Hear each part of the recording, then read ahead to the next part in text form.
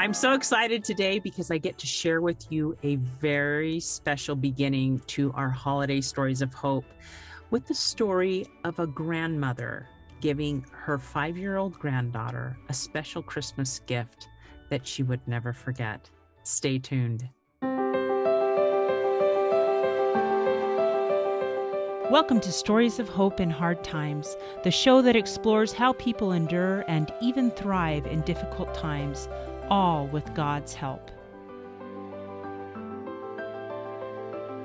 I'm your host, Tamara K. Anderson. Join me on a journey to find inspiring stories of hope and wisdom learned in life's hardest moments.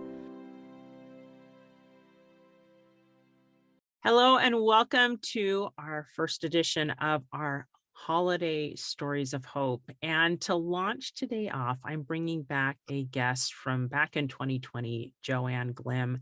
And Joanne and I have been friends for several years. And as I mentioned that I was starting this, she says, I have a story I can share. And so I brought Joanne on today so that she could share a story from her book, Begotten with Love. And it's about a Christmas that she had when she was 5 years old. And she's going to share with us this story and why it has become so meaningful to her to look back on it. It was just such a beautiful and unique Christmas. So Joanne, first of all, thank you for coming on the show again today. Oh, thank you for having me. So Joanne, tell me why this Christmas when you were 5 years old was so burned into your memory. I think one of the reasons, when you're 5 years old, you really, you have a family, you're safe, you're going to have dinner, you have a bed to sleep in, but you don't think of the other things that are important that are being taught to you over the years. And this Christmas actually was a Christmas gift that my grandmother had asked for herself to give to me. And it started when my grandfather brought a 9-foot Christmas tree into our home that had an 8-foot ceiling. Oh my. If you can imagine this absolutely huge tree. Well, what happened when Grandpa and the tree literally fell into the living room, this is when they were still trying to get in the front door. A sparrow was on our front porch, had been there all summer, and got caught up in the tree somehow and ended up in the house. So Grandma was afraid of birds, and she was running around with her apron over her head, slapping at air, hoping to keep the bird away. And she ran into the kitchen. My mother was trying to help my grandfather capture this bird. And this poor little sparrow was bumping into walls and leaving little puffballs of dust on these pale yellow walls. Well, they finally found him, and Grandpa just very gently held him, and he sat there for a minute and then just flew away. But when the tree was set up, we could still see these puffballs from the sparrow in there. And it was very European looking because it was these branches that had the little tiny needles on it. They were the tiny skinny ones, and there was about maybe 6 or 7 inches between branches. So there was a lot of space in between. And they got it set up over in the corner and everything. And I remember, as all families do, when you're setting something up like that, Grandpa was trying to get the tree straight in this bucket where he had 2x4s trying to hold the tree in place. And, you keep asking, now, is it straight now? And of course, mother and grandmother, well, a little to the left after about the 10th time, and his arms started to shake, and he goes, woman, and they both said, even though it was closer to horizontal than straight, they said, it looks perfect, John. Well, that was the start of the Christmas tree. We got the tree set into place, and everybody admired it except Joan. And she looked at this tree and she said, Mom, I don't think this is a good tree because it's very skinny. It looks like me. You know, we need a tree that's big and fat. My friend Becky has a tree that's big and fat, and it's got shiny ornaments on it, and it has Christmas lights that bubble. And so I asked her, I said, are we going to have a tree like that? And Mom said, no. She said, this is going to be a very, very special tree and one that you've never seen before and you may never see again. And, you know, I had no idea what she was referring to. Anyway, the time came for the big surprise. And Grandma led me into the kitchen, and you could smell the cinnamon from the yellow cookies that had been cooking all day. And the color on the walls were beginning to turn with the colors of the sunset because it was closer to dark than it was to afternoon.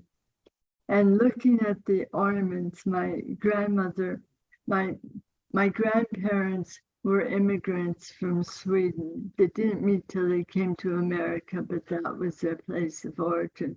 So my mother is second generation American. And so basically I'm the first one that was, well, she was born here as well, but I was raised to be an American. And so to have 3 generations in one household, to me, that's been one of the best gifts I've ever had in my life.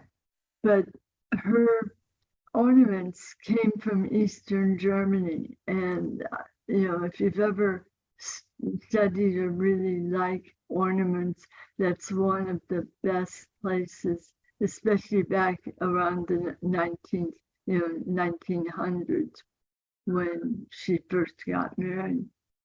And so these beautiful ornaments with the Santa faces and Christmas bells and all these different shapes.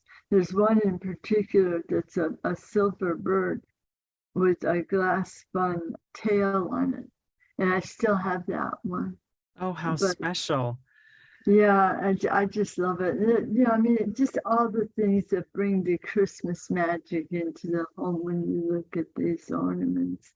And so when I walked into when I looked at the tree and it was done, I just turned to my mom and I said, this is the most beautifulest tree I've ever seen. It's even better than Becky's.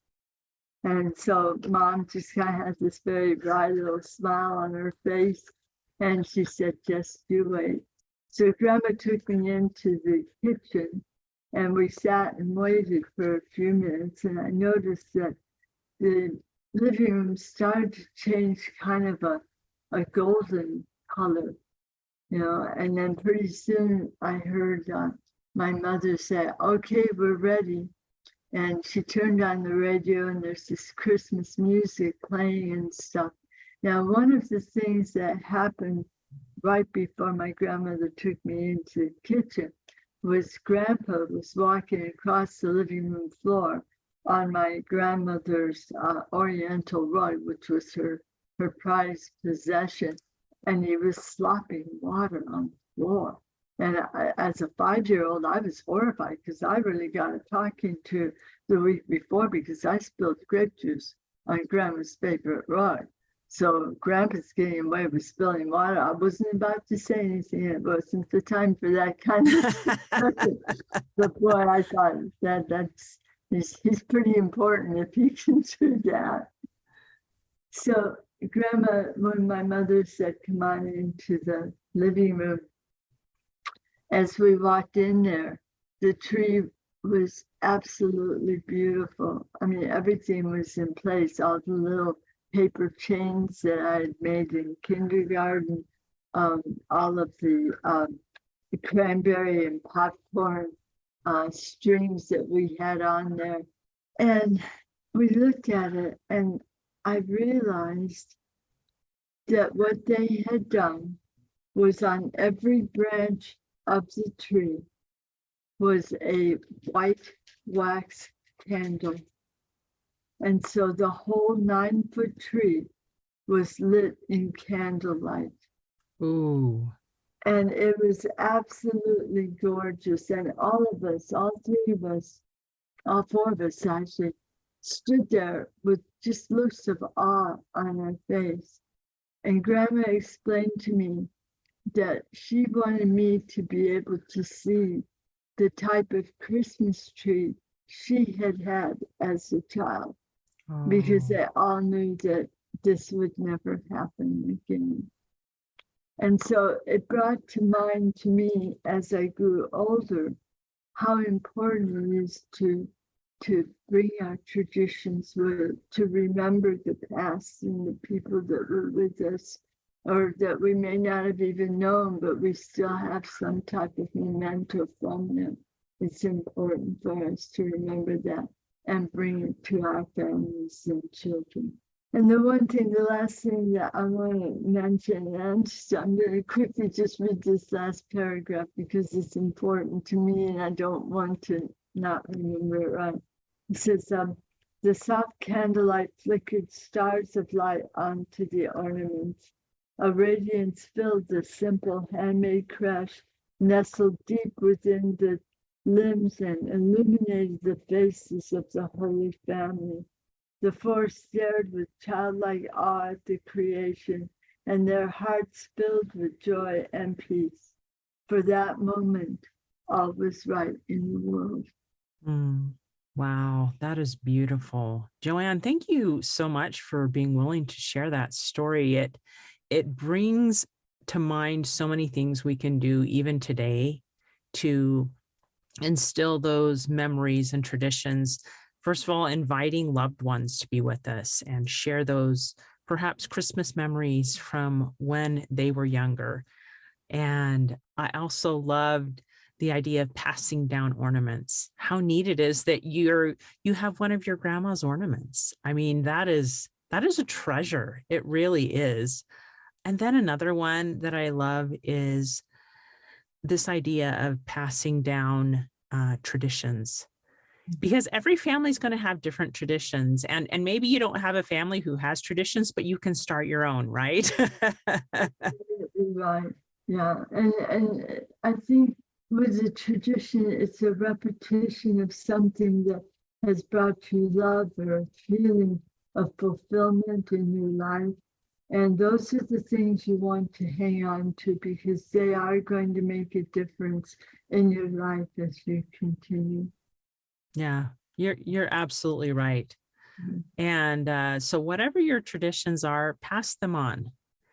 Pass them on to future generations so that they too can remember perhaps that Christmas with grandma or an aunt or an uncle and what they shared. I know one of our family traditions is acting out the nativity, and then we also read Christmas stories on Christmas Eve, and that's a fun little tradition that we have, and I love it, and I know my kids love it as well. But I picked up the acting out the nativity from my parents. They always did that as well.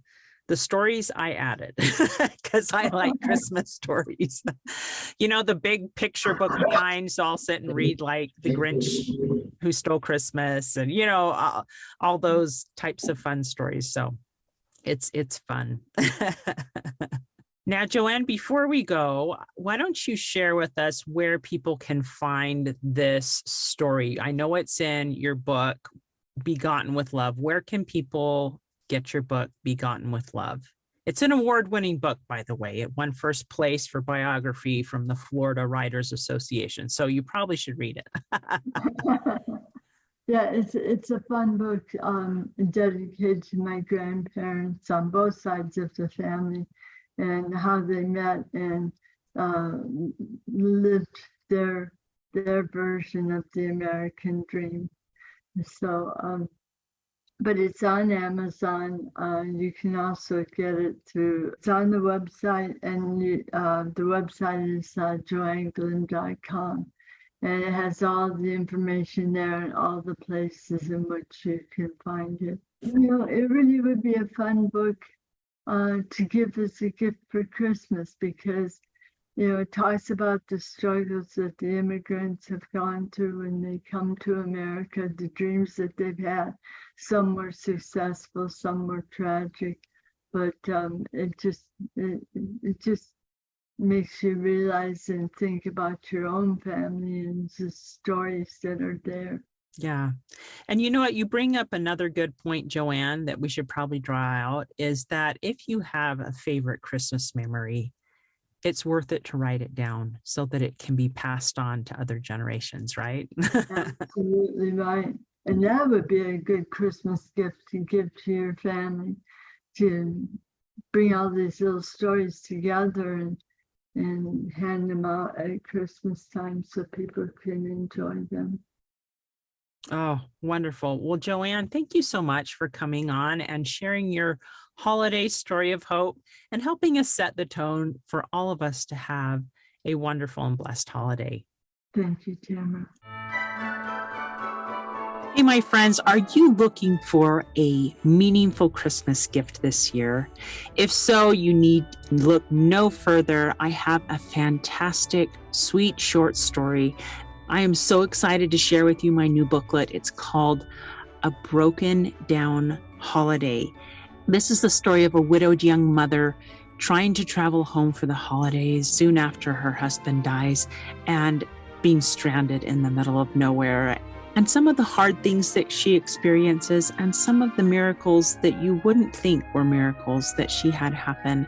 But it is based on a true story that happened to my mother-in-law. It's great for those friends that you're just like, what do I get them? Something simple that's under $5. It's a great stocking stuffer. So if you want to share this message of hope with your friends or family members, check it out, A Broken Down Holiday on TamaraKAnderson.com. Hey, thanks so much for listening to today's show. If you like what you heard, subscribe so you can get your weekly dose of powerful stories of hope. I know there are many of you out there who are going through a hard time, and I hope you found useful things that you can apply to your own life in today's podcast. If you would like to access the show notes of today's show, please visit my website, storiesofhopepodcast.com. There you will find a summary of today's show, the transcript, and one of my favorite takeaways. You know, if someone kept coming to mind during today's episode, perhaps that means that you should share this episode with them. Maybe there was a story shared or a quote or a scripture verse that they really, really need to hear. So go ahead and share this podcast. May God bless you, especially if you are struggling, with hope to carry on and with the strength to keep going when things get tough. Remember to walk with Christ and He will help you bear the burden. And above all else, remember, God loves you.